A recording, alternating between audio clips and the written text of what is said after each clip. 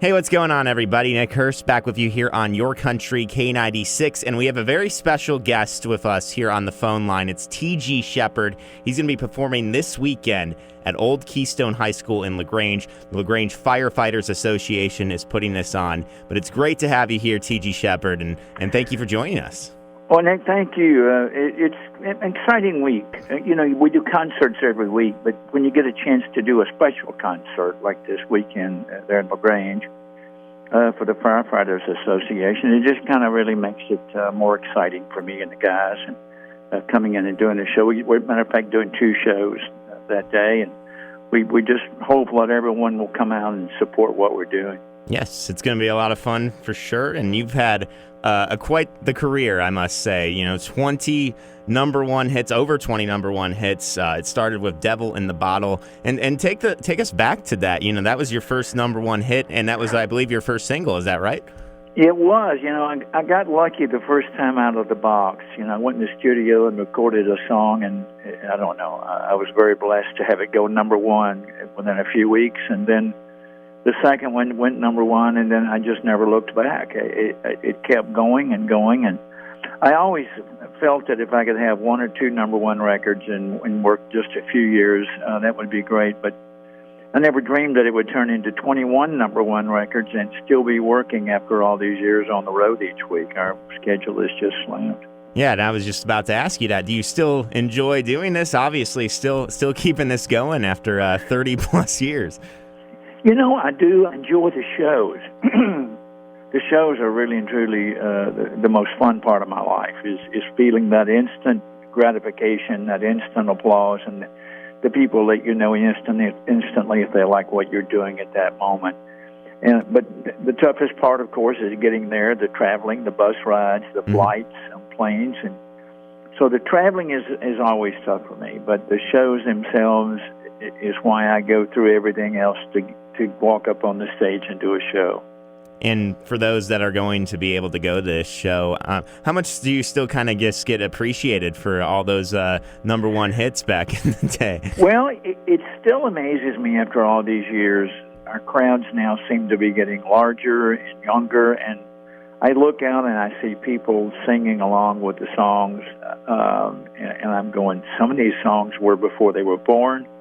But I guess it's passed down through generations of family. If a mom or a dad or a grandma and granddad liked our music in the 80s and 90s, then the grandkids and the teenagers and the people in their 20s and early 30s get turned on to that music through their friends and family.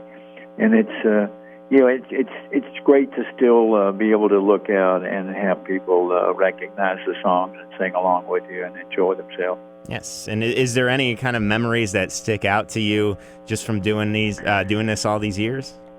Well, there are several of them, Nick. I think any time that you can play certain venues that maybe you had dreamed of is on your bucket list is special. I remember saying that I hope to get to play the White House someday. Well, yeah. I've actually played it.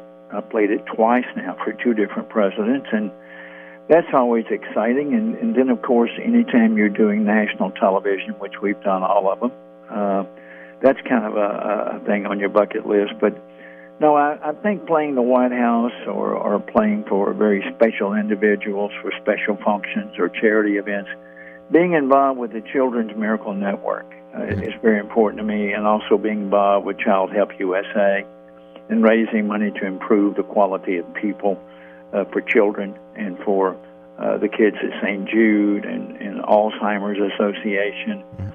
So I'm at a point in my life now to where I enjoy lifting people up and doing things that help improve the quality of life of those that I touch.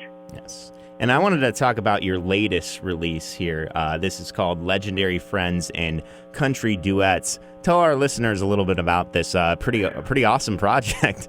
Well, I hadn't done an album in several years, a few years ago, and my wife, Kelly Lang, who is also a singer and songwriter, she said, "What are you going to do?" I said, "Well, I don't want to go do just an album to be doing an album. I want to do something that will stand the test of time and something that people will want in their collection." So I put the word out to 17 different friends like Willie Nelson and Merle Haggard and George Jones before they both passed. Conway Twitty, of course, years ago was a friend. We used a track of his for Why Me Lord. Ricky Skaggs, the Oak Ridge Boys, Jerry Lee Lewis. I invited all these people in the studio to do duets, thinking that maybe 10 or 12 might come. They all came. So we wound up turning into a very large project that took several years to pull off because of scheduling and picking songs and the keys that different artists sing in. But finally we got it together a few years ago and released it, and it was a labor of love. It was really something to be able to have all my friends that I respect and cherish and my heroes, so to speak, on the album with me. Yeah, those are definitely awesome friends to have. And I wanted to ask you about kind of the change in country music. Is there any kind of country music artists today that you kind of enjoy listening to? Obviously, it's kind of changed over time.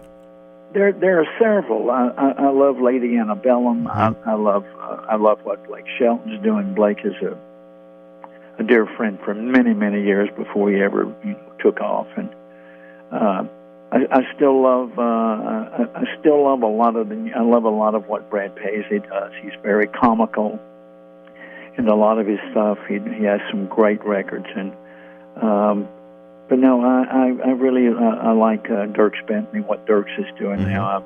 He's a dear friend. I love Big and Rich, what they're doing with their music. It's an energy that I don't find anywhere else. As far as the female side, I'm still a Gretchen Wilson fan. I mean, but no, I like a lot of the new. I like Kelsey Ballerina. I like Casey Musgraves. There's so much talent out there right now, it's hard to pick a favorite, but I like a lot of the new music. Some of it I don't care for, but the majority of it I do. And I think what's happened in the new sound of country music is what has driven a lot of the country fans that are missing Haggard and Jones and the Oaks and Kenny Rogers and people like me and Lee Greenwood.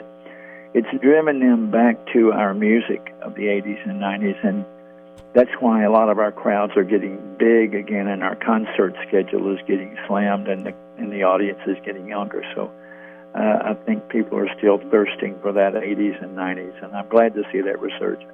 Yeah, and you mentioned, you continue to do this. Is there any plans for the future here? Do you still just want to do as much as you can? Well, we're in development right now with doing 3 or 4 specials for network TV. Each quarter, we're in negotiations for that, and I'm in negotiations for maybe doing something on Sirius XM radio with a show. And I'm doing a new album. I've done albums like the duet album and other albums, but I haven't done a solo country album in 25 years. So I'm in the studio now recording a new country solo album because I just felt it was time. And I'm having an incredible amount of fun in finding some incredible songs, as well as writing some of the album myself. So there's a lot on the agenda right now, and it's fun because I like staying busy. I bore very easily when nothing's going on. Well, we've been talking with T.G. Sheppard. He's going to be, of course, at the Old Keystone High School in LaGrange. There's 2 shows, one at 6 and 8:30. LaGrange Firefighters Association is putting this on. And is there anything else you want to add on this show? Obviously, this is going to be a pretty fun time on Saturday. Well, my shows really is not a set show. I get on stage and I let the people direct me and lead me because they're the ones that come and pay the price to see a show.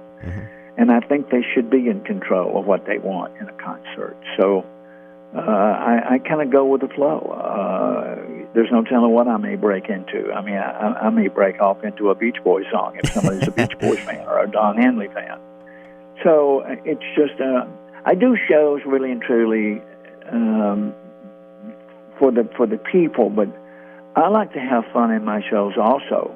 And doing so many shows a year, maybe 100 shows this year, 100 concerts, I have to do things in the show to keep it from getting old or stagnant for me. So I'm constantly doing something to keep having fun with what I do.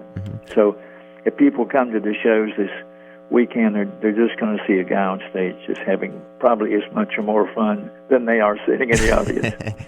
Well, we thank you for joining us here today. It'll be a lot of fun, especially for the listeners that are going. We gave away a lot of tickets for the show, so hopefully we get more people to come out to the old Keystone High School. But thanks again for joining us here today, T.G. Sheppard. Thank you so much, and thank you for helping us support such a great cause. Absolutely. Well, we're going to step aside right now here on the Afternoon Drive, and we'll be back with more here on Your Country, K96.